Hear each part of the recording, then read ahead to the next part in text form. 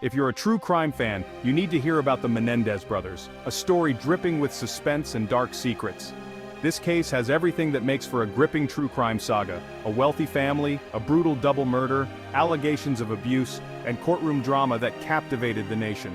It's a tale that has been dissected in countless documentaries, books, and TV shows, yet it continues to fascinate and horrify people to this day. On August 20th, 1989, Eric and Lyle Menendez brutally murdered their parents, Jose and Kitty Menendez, in their Beverly Hills home. The crime scene was nothing short of a horror show. Jose was shot point-blank in the back of the head, while Kitty was shot multiple times, even as she tried to crawl away.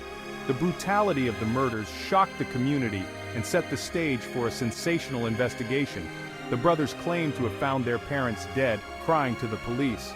But their behavior soon raised suspicions. Initially, they seemed like grieving sons, but inconsistencies in their stories and their subsequent actions raised red flags.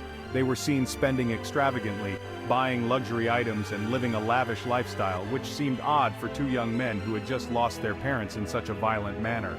Despite portraying a picture-perfect family, Eric and Lyle alleged they suffered horrific abuse at the hands of their father. They claimed that Jose Menendez was a tyrant who subjected them to physical, emotional, and sexual abuse. These allegations added a complex layer to the case, making it not just a story of murder but also one of alleged long-term suffering and desperation. Jose Menendez, a successful entertainment executive, had created a facade of affluence and success. He was a self-made man who had climbed the corporate ladder to become a prominent figure in the entertainment industry. The Menendez family lived in a luxurious mansion in Beverly Hills, a symbol of their wealth and status. But behind the closed doors of their opulent home, a different story was unfolding, one of control, fear, and alleged abuse. But why did they do it? This question puzzled investigators and the public alike. Was it a desperate act of self-defense against an abusive father, or was it a cold-blooded plan to inherit a vast fortune? The brothers' motives became a central point of contention in the trials that followed. The prosecution argued it was all about the money. The brothers stood to inherit a vast fortune. Jose Menendez had amassed a significant amount of wealth through his successful career, and the prosecution painted a picture of two greedy young men who wanted to get their hands on their inheritance sooner rather than later. They pointed to the brothers' extravagant spending after the murders as evidence of their true motives. Their behavior post-murder didn't help. They were seen shopping and living it up. This only deepened the investigators' suspicions. Eric and Lyle bought expensive cars, designer clothes, and even a restaurant.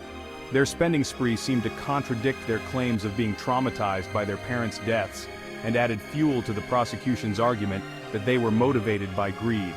In 1990, inconsistencies in their statements led to their arrest. The brothers' stories began to unravel under the scrutiny of investigators.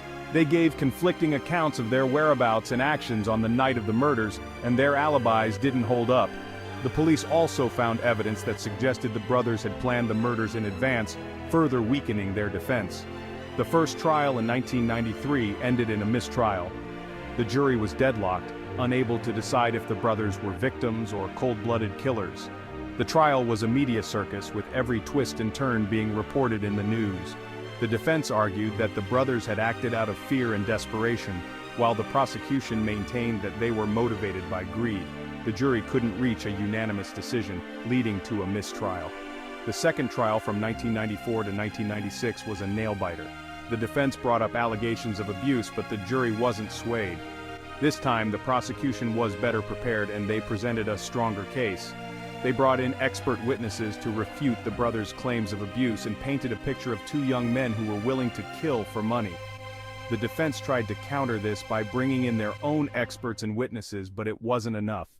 Eric and Lyle were found guilty of first-degree murder and sentenced to life without parole. The verdict was a significant moment in the case, bringing some closure to a long and painful saga. The brothers were sent to separate prisons, and their appeals for a new trial were denied. They would spend the rest of their lives behind bars, a stark contrast to the privileged lives they had once led. The Menendez case captivated the nation, sparking debates about family dynamics, mental health, and abuse. It raised important questions about the impact of abuse on children and whether it could drive them to commit such a heinous act. The case also highlighted the complexities of family relationships and the dark secrets that can lurk behind a facade of wealth and success. It left a lasting impact on true crime culture. The Menendez brothers' story has been the subject of numerous documentaries, books, and TV shows, each offering a different perspective on the case. It has become a cautionary tale about the dangers of unchecked power and the devastating effects of abuse. The case continues to be studied and discussed, a testament to its enduring fascination. Intrigued? Comment, like, and subscribe for more true crime stories that dig deep into dark secrets.